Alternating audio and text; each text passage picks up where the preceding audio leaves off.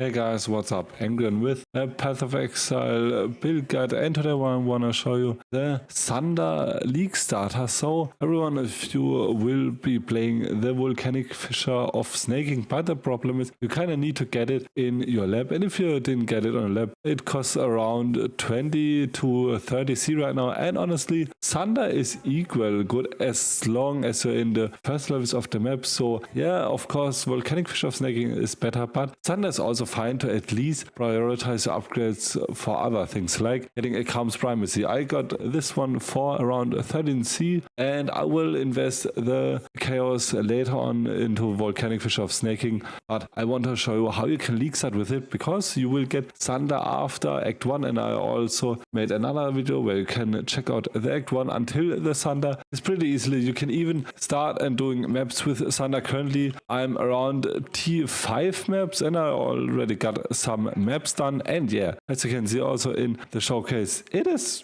pretty good. So let's gonna start with some basics of the build. So first of all, you kinda need to get a falling going, and also the mana problem is one of the two problems that you need to solve, and also the auto exertion, because you're gonna have many war cries, but we solve this with some auto exertion and also a Herald of Purity. So first of all, the links for your Sunder are Fist of War, Pulverize, and Over Exertion. What is the good thing about Fist of War? Well, you will get a 94% more damage multiplier with hits and ailments when the ancestral boosted. So they're only gonna ancestral boost every 2.5 seconds, I think. And you can see it in this red circle around the skill. So as you can see, when I'm casting Sunder, it is kind of red, and now the bar fills up again, and if it's filled up, then my Sunder is against ancestral boost, and then it's gonna do 94% more damage, and that's really huge because it maps you most of the times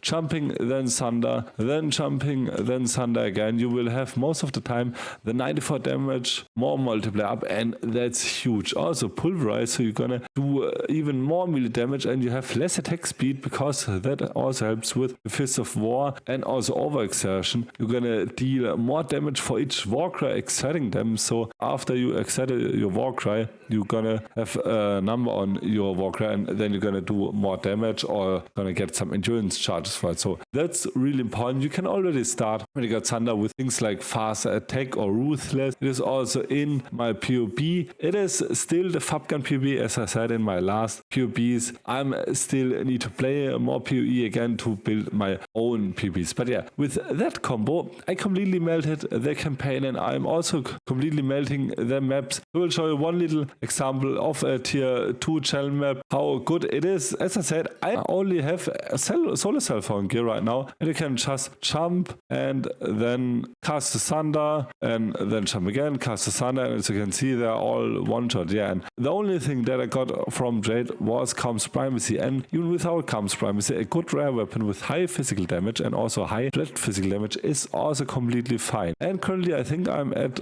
around T6 maps, and I still have no problems with the maps. As I said, I will get Volcanic fissure of snaking later on when it's cheaper, so I can get at least some more upgrades on other pieces of gear, because yeah, I'm not like a blaster like Fabgun or so that just completely melts through the con in the first day and kind of needs a Volcanic fissure of snaking because he progresses so fast. So yeah, as you can see, pretty easily, and with that you kind of don't need to activate any of your war cries. You only need to activate your enduring war cry and your infernal war cry at the bosses. Yeah, pretty easily, pretty chill to play, and it's also really cool. You're also kind of fast with Leap Slam and also Frost Blink. You can be really fast, and as you can see, it's a boss, and I just one-shotted him. Okay, it's a tier 2, but as I said, I have mostly campaign gear. So, and also I kind of started mapping with max res, 78 res, fire, cold, and lightning res, and also 3.8k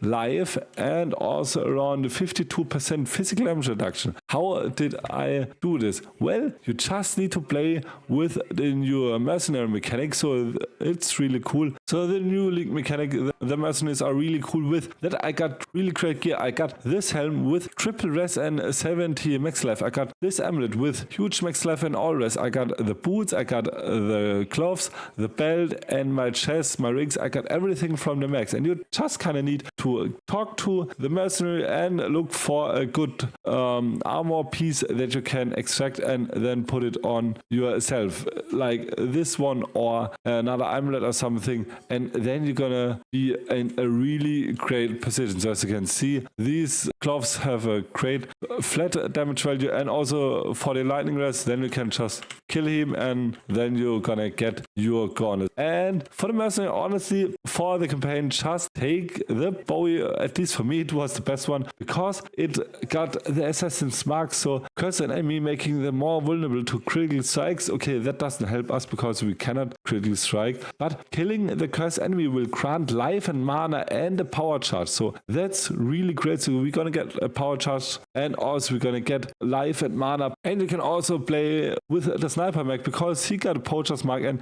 that is even better because adding physical damage to all hits against them, attacking the cursed enemy will grant life and mana, and killing them will grant a frenzy charge, so that's even better. So either get the lightning arrow one because he also does a great amount of damage, or get the sniper one with a poacher's mark because that will single-handedly solve all of your mana problems in the campaign. And you can also equip something like Thief's Torment. If you're gonna have one of them, then you can even play with a under-leveled Merc. So also the mana problem is really nasty in the campaign and in map, either for Volcanic Fissure of Snaking or for Sunder, and just either anoint a Clever Thief on your amulet. It needs a clear verdant and indigo oil, and there are around I think 5C in total, but also until you got the 3 oils, because yeah, I wouldn't recommend to anoint this on crab amulets. Just waste some of your points and then go to the life and the mana leech node here, so you're gonna get at least some life and mana leech, because yeah, this can be really nasty and be really annoying because you need to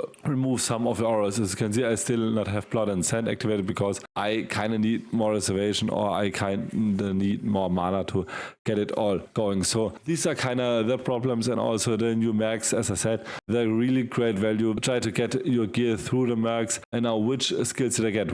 Well, you already saw it. Sunder, Fist of War, Pulverize and Overexertion. Then also get your first Auto Exertion with Auto Exertion, Seismic Cry, Intimidating Cry and Rallying Cry. And then also get another Auto Exertion with Blood and Sand, Infernal Cry, and then also the Mana Leech. And that's also important because thanks to the Infernal Cry and the Auto Exertion, you will get mana every time the Walker will be casted. So this will single-handedly solve your mana problems with the Clever Thief or the other passive node, as I shown you some minutes ago. Then also get Berserk, Frostblink and also Enduring Cry. For the last slot you would have Blood Rage in it, but I still need to get Green Circle on it. I need to get some Chroma Orbs. Yeah, we also have Blood Rage on it. And also you're gonna get Punishment, Leap Slam, Fast Attacks and Heart of Purity. So at the beginning you don't have any Auto Exertion with Punishment. Later on you're gonna have Auto Exertion with your Infernal Cry, your Battle Mage Cry, and then your Punishment. That will also help you, so you will always gonna curse the area and so the enemies will get more physical damage. So you can also check out my POB where you can see it. As I said, it's a Fabgun POB, so yeah, also check him out. I also linked his videos in the description. And this will be all of your skills for the beginning. Later on you can also get Castman Damage Chain and also Molten Shell, but the most important ones are the one with Sunder and the first Auto Exertion, Seismic Cry, Intimidating Cry, Rallying Cry, because with the Intimidating Cry you're also going to get more movement speed, so that means you are also faster in your campaign. So for your gear, it is pretty important. Try to get your max res with your amulet and also your helmet. Just try to get max life and all res on all of your gear at the beginning. Then you are really tanky and you don't have any problems in the campaign. You can also get some flat fizz and flat lightning or flat fire fire damage on your ring. And as I said, for the first priority, just max out all of your res and max life. That should be enough to carry you until yellow maps. And the Calm's Primacy will be a really damage booster because it will do heavy amounts of physical damage. If you don't have Calm's Primacy yet, try to get increased physical damage and flat physical damage X. You can craft this with a rare sash, blacksmith with whetstone, and also your X, blue or rare X. Head on, then you will get Volcanic Fish of Snaking, then things like Yoke of Suffering, and the other things I will also talk about them. If after I acquired them, I will do another video then with Volcanic Fish of Snaking. For your flask, get a Divine Life Flask, a Prismatic Tincture, a Quicksilver Flask, a Jade Flask, and then also I think it's a Basalt Flask with armor. If you still have some mana problems, just go for a Divine Mana Flask. For your modifiers, get immune to freeze, immune to curse, and immune to bleed. For Prismatic Tincture, get more physical damage.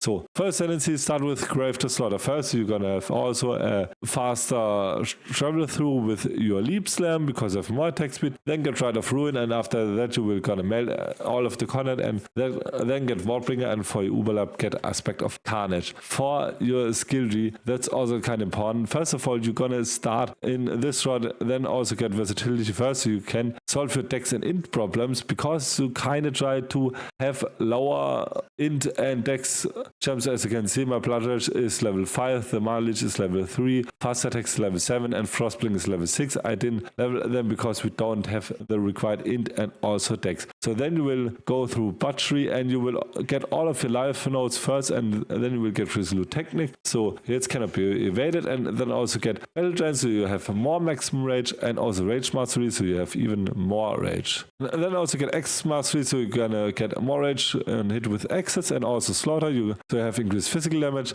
Then also get Cannibalistic Rite, so you're gonna do at least a proportion of your mana as life, and you have reduced mana because of your attacks. Then also get some more increased mana, armor, and life. Then also get rage and melee hit, and also fortification. That's really nice, so you're gonna get even more death, and then also get bloodless, so enemies cannot leech life from you. Then also get vengeance, so you're gonna get more increased armor the more rage you're gonna have, and also get Wrecking Ball. And as I said, you can kinda then, after you get Golem's Blood, try to take your life and mana leech, so you have at least some fewer problems with your leech.